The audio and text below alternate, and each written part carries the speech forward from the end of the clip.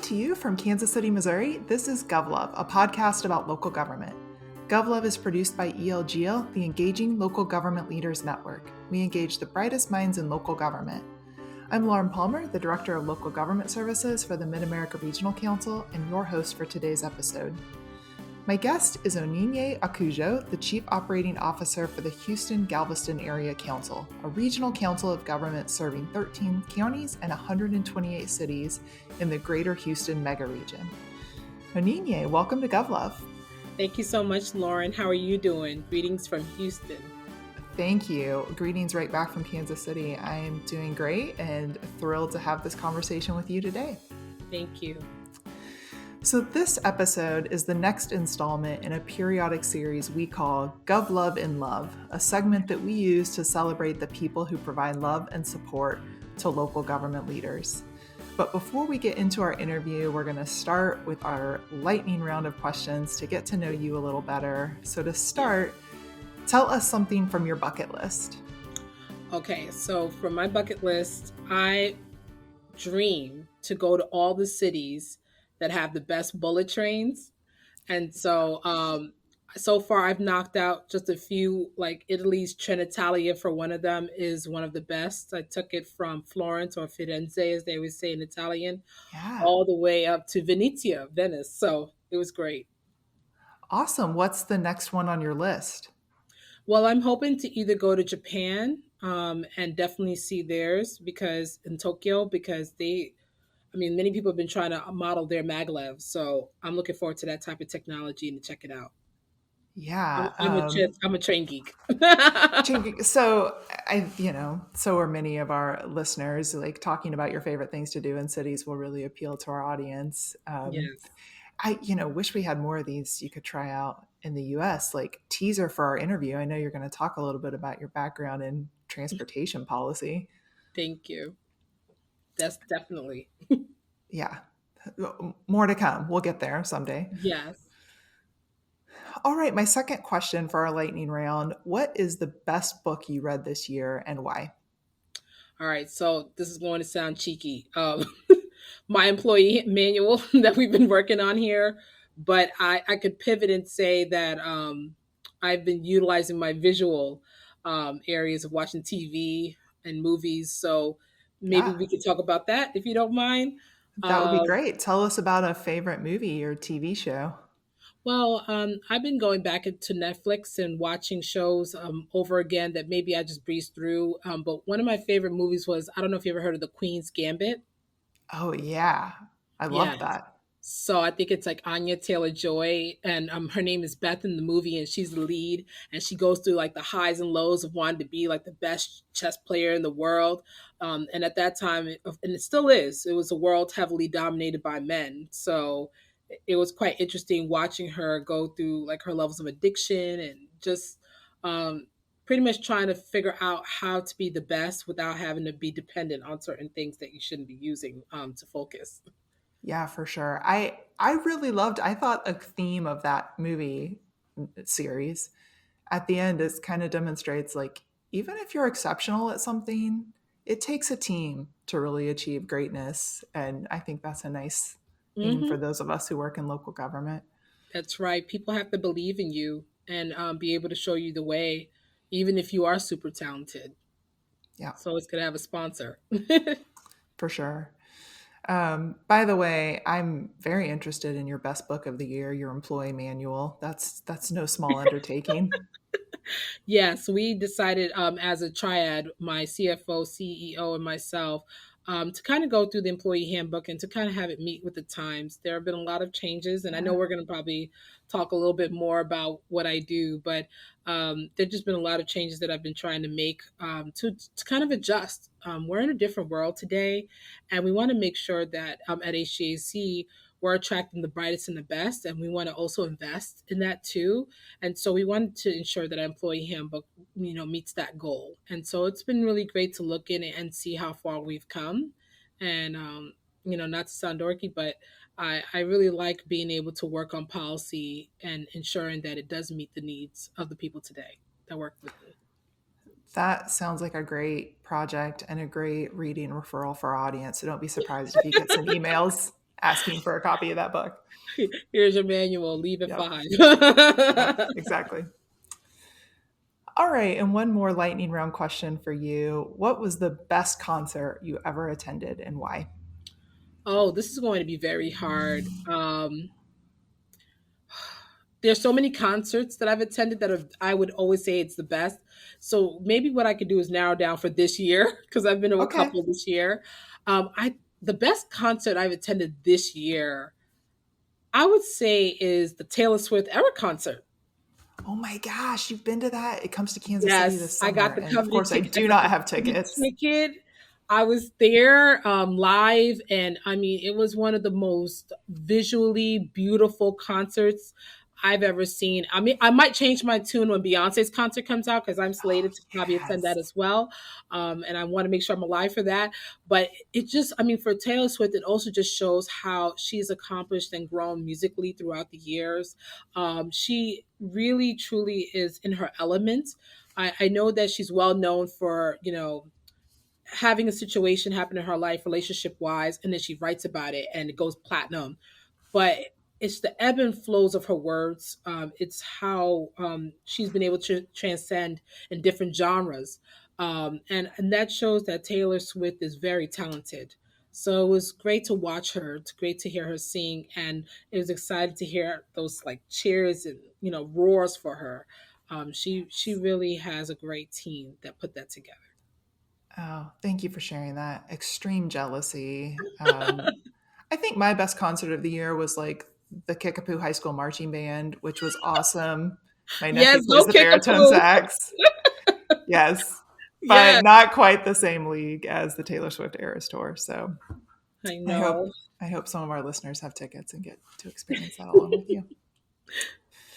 All right. Well, thank you for sharing a little bit about yourself informally. Now let's get into the heart of our interview. To Yes. start, if you can just tell us a little bit about yourself and your background, your career path that brought you to the Houston-Galveston Area Council. Yeah, so my background is heavily in planning. I will say I've always admired the Houston-Galveston Area Council when I was in New York.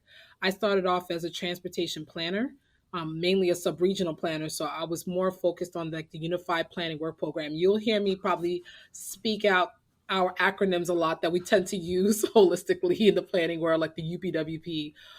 But I had the opportunity to govern over that as a starting part of my career.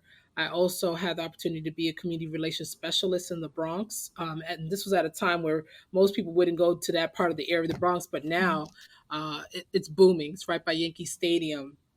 I also worked with the New York City Department of Transportation on a series of different levels, things like air quality conformity, working on MPO relations, you name it, I was a part of it. Dealing with earmarks at the time, which was with our congressional partners for a lot of roadway infrastructure projects, bridges. I truly enjoyed it. I was in my element. Also working on a lot of like the new bike share. So at that time, it was unheard of to have an actual private partnership, private public partnership with a banking company like Citibank, and that's what happened with New York. We had City Bike, so I had the opportunity to be a part of that, mentoring a lot of interns, moving on to the MTA, overseeing as an assistant director their grants. So I had like the New York City Transit, which is the largest transit system in the world, as a part of my portfolio. Hurricane Sandy, we were able to receive nearly $2 billion, is about $1.6 billion, and being able to disseminate that to revive New York City's transit system at the time. Um, and then from there, the calling came to move me to the South, and I ended up at MARTA, which is considered like the MTA of the South. It's the largest transit agency in the South, and they have a lot of heavy rail. And I oversaw their federal and state programs, and that was so influential to me meeting my lovely partner in Atlanta and ending up moving to Fort Worth, where I was responsible for their funding and policy as well at Trinity Metro. And then, last and not least, I take that leap of faith and I go and I do my MBA at Cornell. And it opened up so many doors to a point, and it's Cornell and Queen's University because it was a joint international MBA program. And HGAC, the chief operating officer position was there. It culminated my entire resume and my work of life. And I was like, this is a place I've always wanted to be. I've always wanted to be a part of the Houston world and to see how to kind of deal with a lot of the congestion and transportation issues that they tend to have in the past. And here I am now, living my dream, enjoying it, doing the best I can to um, take our workforce to the next level, dealing with, I would say we have 13 county judges. Yeah. So it's kind of unheard of. We have such a large geographical area. And so being able to be the operation head for this organization is something I've always dreamed of and will forever cherish, moreover, for the rest of my life. Okay, a very impressive background. You've done a lot of incredible work at some big cities around the country.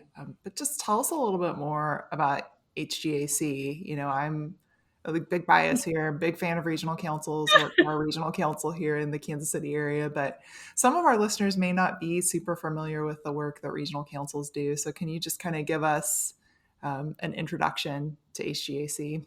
Oh, definitely. So, HGAC, which is the acronym for the Houston-Galveston Area Council, is the regional organization through which local governments consider issues and cooperate in solving area-wide problems. So, we are like the kings and queens of regionalism. And so, through HGAC, local governments also initiate efforts in anticipating and preventing problems, saving funds. So, our region is usually prone to hurricanes and flooding management and issues. And so, we're the convener for a lot of those things. We are the key collaborator for the 13 counties. And our service area, because many times people see our name and it says Houston and Galveston, we also are a part of Austin, Brazoria, Chambers, Colorado, Fort Bend, Galveston, Harris, Liberty, Matagorda, Montgomery, Walker, Waller, and Wharton counties.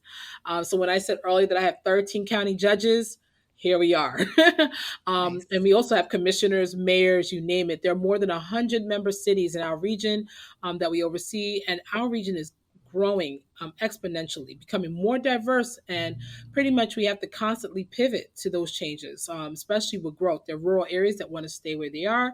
They convene and they talk to us about how we can deal with that. How can we provide them with solutions? So pretty much in order to address the needs of all the citizens and businesses and local governments here, we're just pretty much providing leadership to guide them regionally, help them develop wisely, and to help them manage change constructively. All right, thank you. I loved that you did a shout out there for all of your counties. Your stakeholders will appreciate that. And you are absolutely a queen of regionalism, and that's what I aspire to. Oh, thank you. Yeah. Okay, so tell us what you do in your current job. What's a chief operating officer of a regional council up to? Oh my God, we do everything. No, I'm just kidding. Well, we do a lot. So in summation, I just pretty much provide operational and strategic oversight to our MPO, which is your Metropolitan Planning Organization, our transportation planning, our enterprise business operations, our cooperative. We do have one of the largest cooperatives in the nation. Our community and environmental departments, workforce development, area agency on aging, procurements, contract, as well as IT. Whew. Oh, a lot. Keep up the good work. Thank you. So, what are you working on right now that most excites you? Ooh, well, I'm working on a lot of things that excite me. One of the things I want to first shout out my executive director and my heart CEO, Chuck Wemple. He has given me the opportunity to have the strategic space to make things happen. So I've been doing a lot of like strategic programming, like building up our health committee. We saw like during COVID, oh my goodness, what happened to not only our hospitals that didn't have enough beds, people really just clamoring to figure out how to deal with they call it long haulers or long COVID, um, just being able to reestablish themselves back to life. We saw how the ISDs had to try to pivot as it relates to coming back, working in their houses, kids going back to school in their homes, um, online schooling. So being a part of the broadband development, looking at strategic opportunities along with workforce, being able to upskill many of our workers that are here, and as well as working on a relationship with Space Center Houston, which is still in development. I'm all about space, and I don't know if you saw recently, we had about, I believe, four new astronauts to go into space. There is so much that's happening here in the Houston region and just the greater 13 county region. Chips is another area where it's the semiconductor manufacturing that we're trying to seek in our region. We're really trying to beef up our economic development efforts. So, those are things that I'm really, really excited about right now. We're also trying to talk through expansions for I-45 and just seeing how we can work with the community on that because you'll always have a situation where there are people who are happy for a project or unhappy for a project. And we just want to make sure that there's consensus building across the board. And of course, everything that we do is for the good of our region.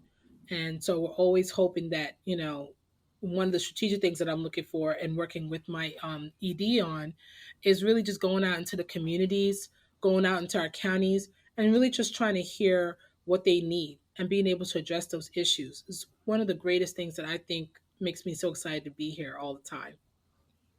Well, you've got a few things going on in the interest of being responsive to your cities and counties. Yes. Yeah, so that's great. Thank you for sharing all of that with us. Thank you. So we build this as a GovLove and Love episode. So now I'm going to pivot, and just hard hitting journalists dig right into your personal life. So Yes.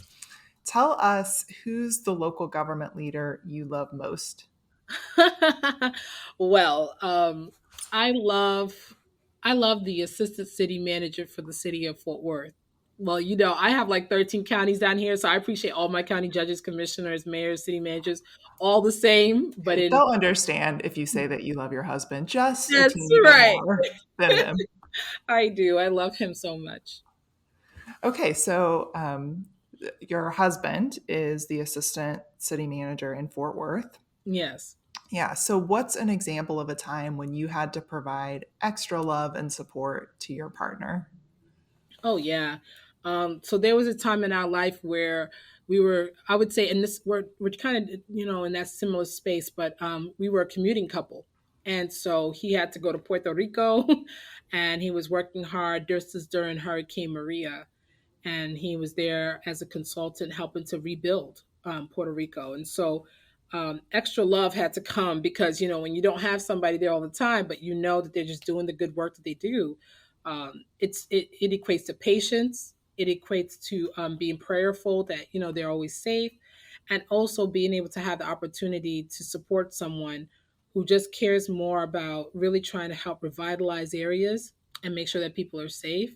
And so I had to kind of take my own personal thoughts about, well, why is me? Why is he not here all the time? To saying that he's doing the bigger things to help the livelihood of a group of a, I would say, of a city of an area, because it was Ponce, to get them back to where they need to be. And so extra love has to always be there because you know that he's living out his dreams. And I always love him for that too. That is a very selfless and sacrificial example. How long were you apart during that time that he was in Puerto Rico? Oh my God, a year, almost a Wow. year. Yeah. Yeah, almost. And I mean, and so now you're living apart. You're Yep. working full time in Houston. He's working full time in Fort Worth. So you're doing the commuter marriage. Hmm. Um, what's an example of a time that he provided extra love and support to you and your career? I will say he is the epitome of providing extra love and support. He's truly been there for me through thick and thin. I went back to school to do my MBA at Cornell and Queen's University. Whoop, whoop, go Big Red.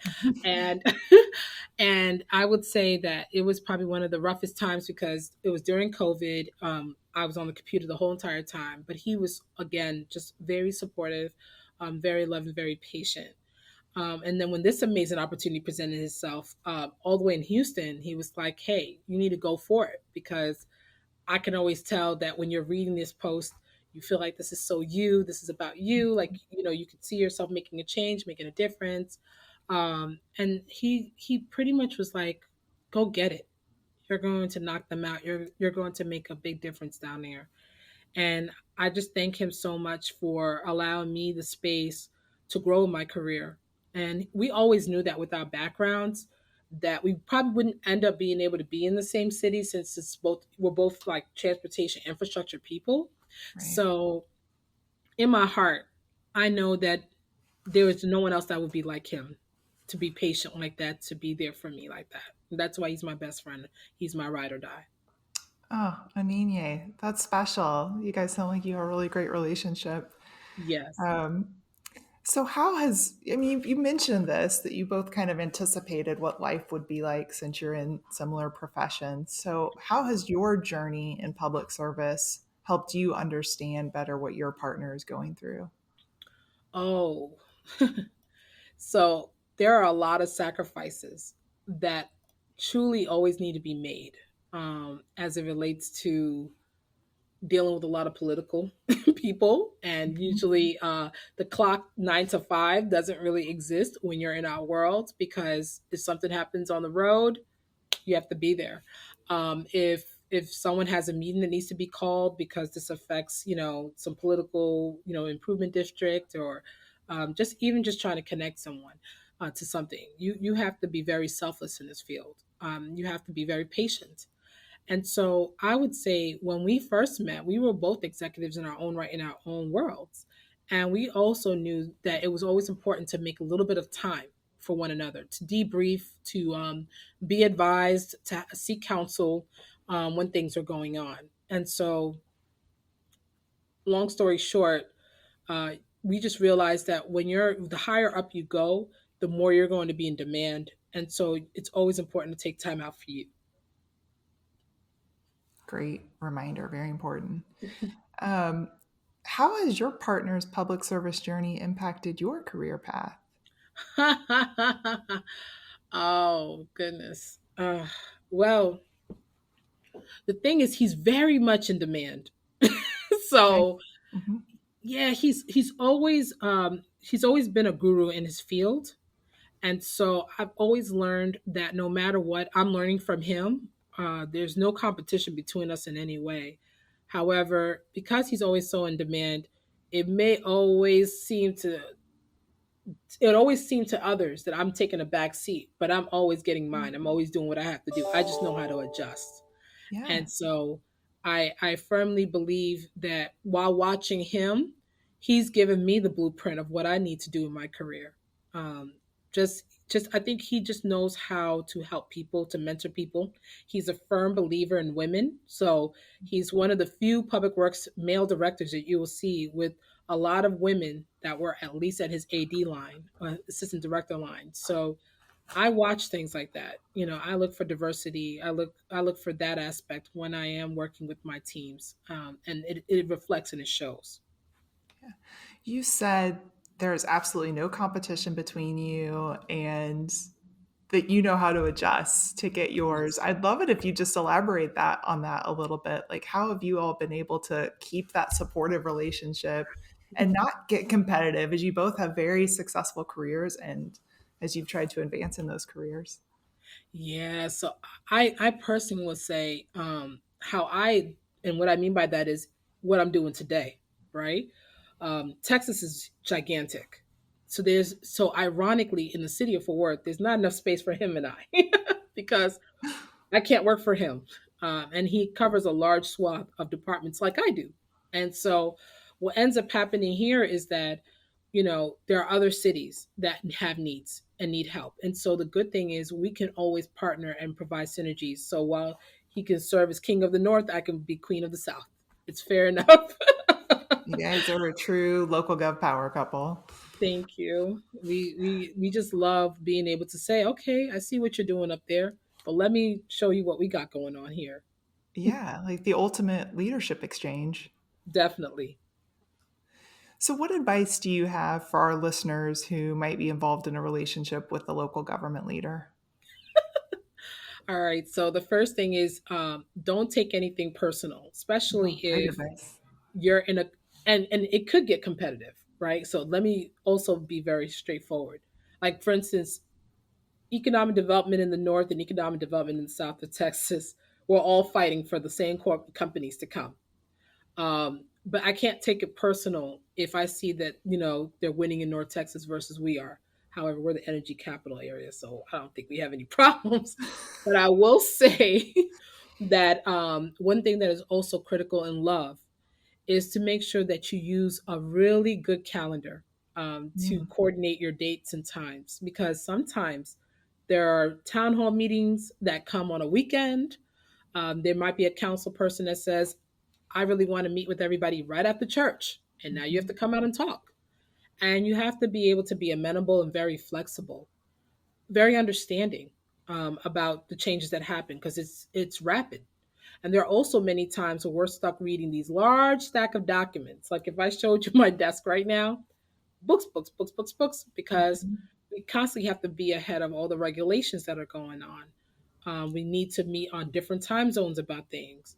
And then there's this level of synergy that has to happen where sometimes you may have to find a date through having a work meeting or something. But always remember to never forget who you are. And when you're dealing or in a relationship with somebody who is a local government partner, always remember to not do any conflict of interest aspects, because Good point. that can be really bad. And to always just lead with your heart. Um, you will always remember that you can be a mentor to somebody. So if you find the right person in the local government space, just help each other out. You never know where it goes. Yeah, great practical advice. So, how are the mechanics of that work? Like, you all have a shared calendar that you use to keep track of those external commitments? Yes. And we heavily try to, throughout the day, if something pops up and it's like, hey, there's this groundbreaking or opening, can you come up? Sure. And Mhm. I'm very thankful that flexibility is offered for me if I need to. I just go. How do you prioritize time together? So when we are together, it's just us. Yeah. Um, Phones are off, do not disturb. Even if it's like doing something like watching like the Final Four this past weekend, it's just us. It's our time. We don't invite other people into our world unless we have an additional amount of days to do so. Like 3-day weekends, we'll offer flexibility to invite friends and stuff over. But if we know we only have like a weekend to go, then it's only us on the weekends. Yeah, that's impressive how you've set boundaries. It's a good segue to my next question, which Sure. is, do you think local government promotes a good work-life balance, and why or why not? You know, I'm glad that you asked that. I know we do here at Mhm. HGAC. We definitely promote a work life balance. And we also believe that, hey, if you do your job and you do really well, um, and Jimmy has a baseball game, who are we to stop you from going to the baseball game? We know that that's important. Those are moments we would never want you to miss. I feel like there are other governmental organizations that have yet to pivot, Mhm. that don't believe in allowing people to work from home a series of days, so that way they can have a true work life balance. But with so many things happening now, where you have some ISDs focusing on having a 4-day school week, um, childcare is very expensive.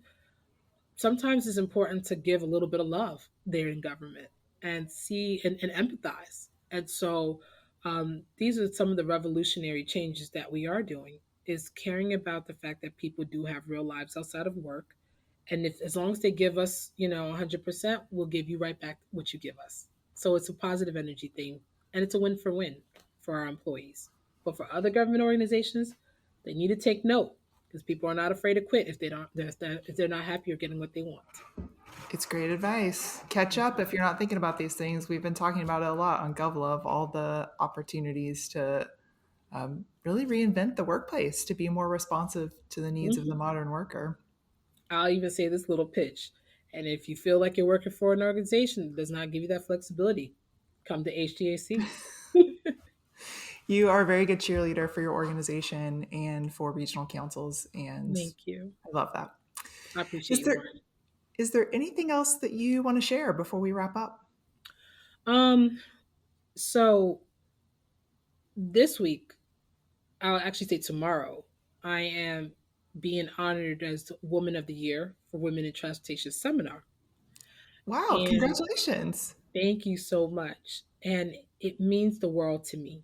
Women in Transportation Seminar, they help young ladies like myself, that I was just a transportation planner trying to just seek mentorship and sponsorship in this world that we are all in, and growing up through it and being able to find some amazing, sponsors through it. it comes full circle. And I'm so excited because I have my first mentee. So it's like here we are in the cycle, and I'm looking forward to that. But again, if there are others that end up listening to this and become inspired, they're welcome to hit me up, email me. My information, if I'm allowed to say it, is Yeah. ONYINYE dot AKUJUO at h-gac.com. And you're welcome to reach out, email me if you have any questions, even about my path. And this is about love, even about love, but just don't make too many because I got a lot of work to do. But would love to be out That there to be a virtual mentor. Yeah, that is such a generous offer. Thank you. I'm so honored to have a national award-winning guest on my show. Very impressive and very awesome that you're thinking about ways that you can pay that forward to the next generation of women coming up in transportation and public service. Thank you so much, Lauren. Thank you for having me. I really appreciate this. Oh, of course. So, as we wrap up our podcast, we always ask our guests, if you could be the GovLove DJ, what song would you pick as our exit music for this episode? Woo, that's easy.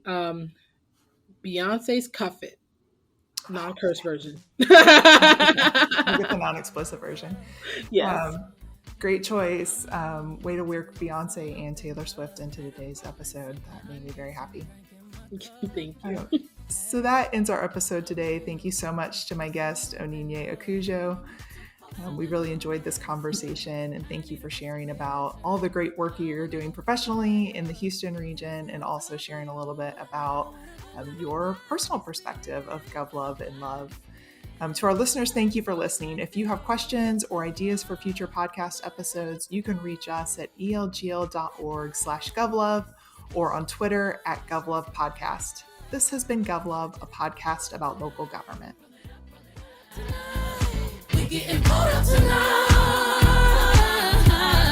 We gon' pull up tonight. See fire. Let you see stars. Let you elevate. Let you meet God. I feel like falling in love.